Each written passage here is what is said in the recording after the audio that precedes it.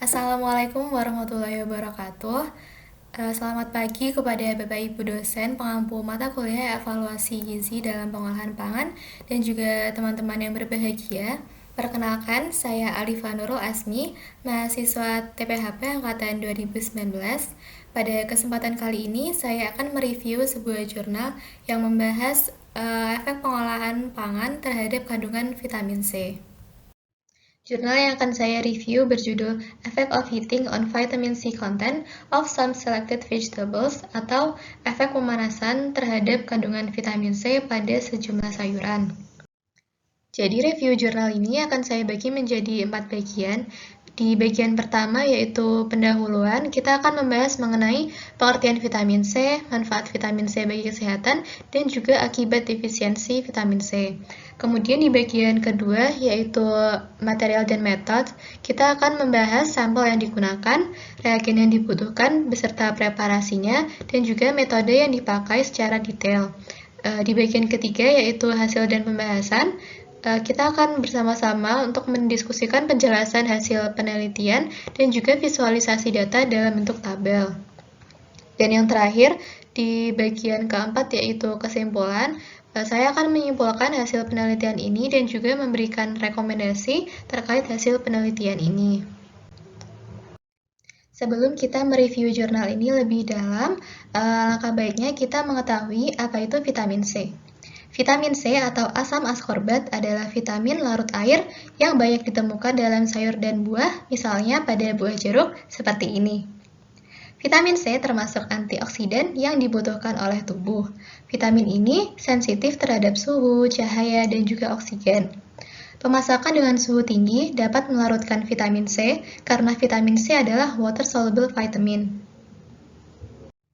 Vitamin C ini memiliki banyak manfaat bagi kesehatan tubuh kita, diantaranya untuk menetralisir radikal bebas, menyembuhkan luka, dan membantu pembentukan kolagen untuk melawan infeksi bakteri dan virus. Defisiensi vitamin C dapat menyebabkan penyakit yang disebut dengan scurvy dengan gejala pendarahan pada gusi dan kulit, berkurangnya kekuatan gigi, nyeri sendi, dan juga mudah lelah.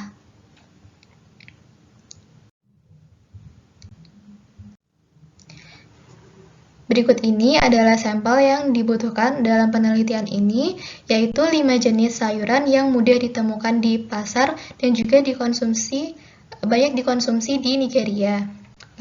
Sayuran yang dibutuhkan yaitu wortel, labu kuning, kacang polong, paprika, dan juga bayam.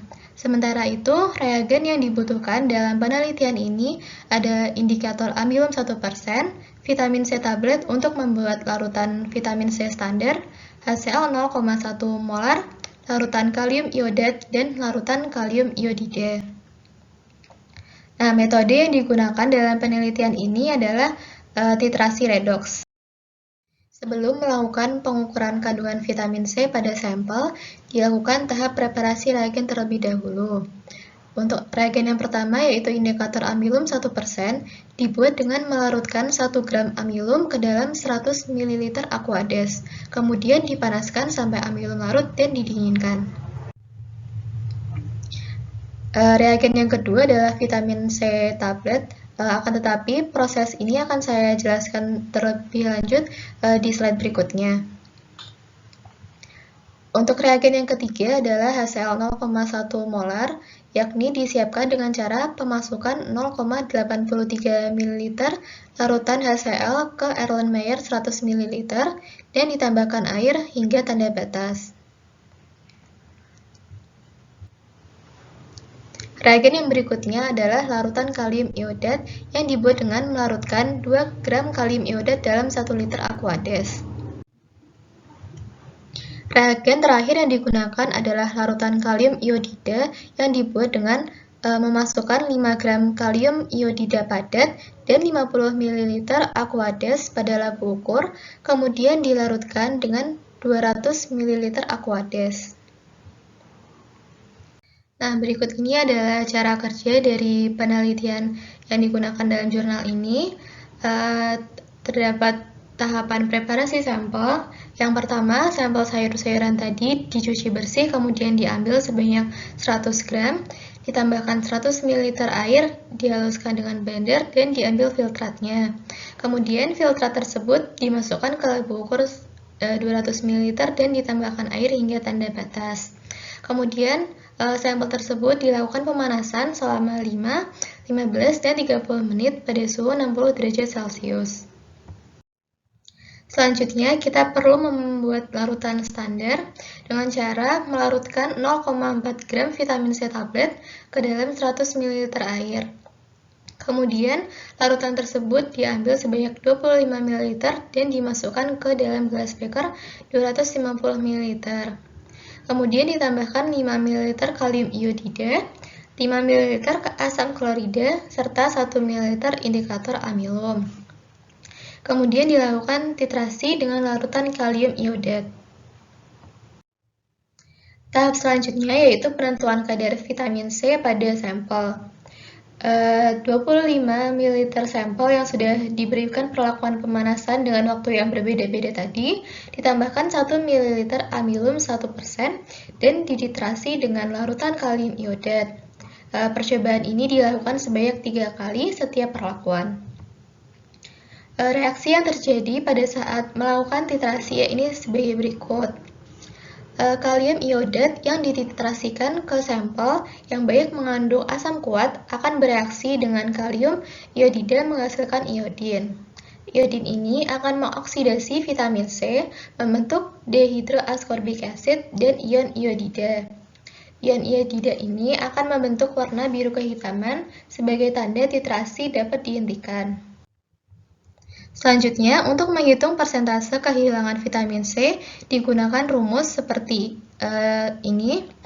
AAF dikurangi AAH dibagi AAF dikali 100, di mana AAF adalah kandungan ascorbic acid pada sampel yang masih mentah, sedangkan AAH adalah kandungan ascorbic acid pada sampel yang sudah diberikan perlakuan pemanasan.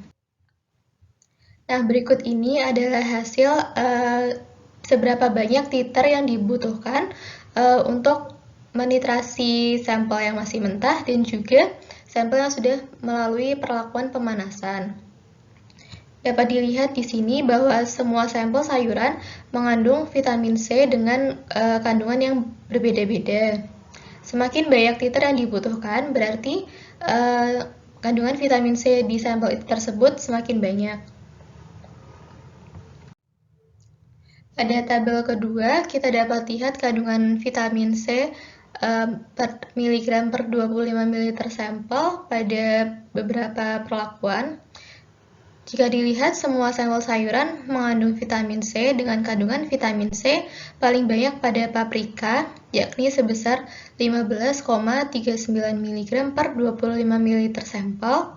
Kemudian kandungan vitamin C yang paling sedikit yaitu pada sayuran wortel, yakni 6,43 mg per 25 ml sampel. Jika dibandingkan antara sayuran yang masih mentah dan juga sayuran yang sudah mengalami perlakuan pemanasan, maka kandungan vitamin C-nya lebih banyak pada sayuran yang mentah. Pada suhu yang konstan, semakin lama dipanaskan, kandungan vitamin C yang hilang semakin banyak pula. Kehilangan vitamin C paling banyak pada paprika yang dipanaskan selama 30 menit, yakni sebesar 64,71%, sedangkan kehilangan vitamin C yang paling sedikit terdapat pada bayam yang dipanaskan selama 5 menit, yakni hanya sebesar 9,94%. Kehilangan vitamin C ini dapat disebabkan oleh lama waktu pemasakan, suhu tinggi, dan juga metode memasak. Dari tabel tersebut dapat kita simpulkan bahwa persentase kehilangan vitamin C pada perlakuan 5 menit paling banyak terjadi pada wortel, kemudian paprika, lalu labu kuning, kacang polong, dan yang terakhir adalah bayam. Sementara pada perlakuan pemanasan selama 15 menit, kehilangan vitamin C paling banyak terjadi pada labu kuning, kemudian paprika, lalu wortel dan juga kacang polong, dan yang terakhir adalah bayam. Sedangkan untuk perlakuan pemanasan selama 30 menit, kehilangan vitamin C yang paling banyak terjadi pada paprika, lalu labu kuning, kemudian bayam, lalu kacang polong, dan yang terakhir adalah wortel. Nah, vitamin C yang dipanaskan akan larut dalam air lalu terdenaturasi. Oleh karena itu, sebaiknya sayur dimasak dengan api kecil dalam air yang sedikit dengan waktu yang sebentar agar kandungan vitamin C tidak banyak yang hilang. Berdasarkan hasil penelitian yang sudah saya sampaikan tadi, terdapat beberapa rekomendasi yang bisa saya sampaikan. Yang pertama, sayuran yang mengandung water soluble vitamin seperti vitamin C dapat dikonsumsi beserta air rebusannya, misalnya diolah menjadi sup. Metode pemasakan lain yang dapat kita gunakan misalnya grilling, roasting, steaming, stir frying, dan microwaving ini terbukti dapat mempertahankan kandungan vitamin C lebih baik dan kehilangan vitamin C-nya itu lebih sedikit. Berikut ini adalah referensi yang saya gunakan untuk mereview jurnal, dan yang ini adalah jurnal utama yang saya review. Sekian presentasi dari saya. Terima kasih atas perhatian teman-teman semua. Pesan saya, jangan lupa untuk memasukkan buah dan sayur yang tinggi vitamin C dalam menu makanan sehari-hari untuk menjaga kesehatan tubuh Anda. Selain itu, untuk mendapatkan kandungan vitamin C yang maksimal, disarankan untuk meminimalisir proses pengolahan pada bahan pangan. Akhir kata, saya Alifa Nurul Asmi pamit undur diri. Sampai berjumpa di pertemuan selanjutnya dan wassalamualaikum warahmatullahi wabarakatuh.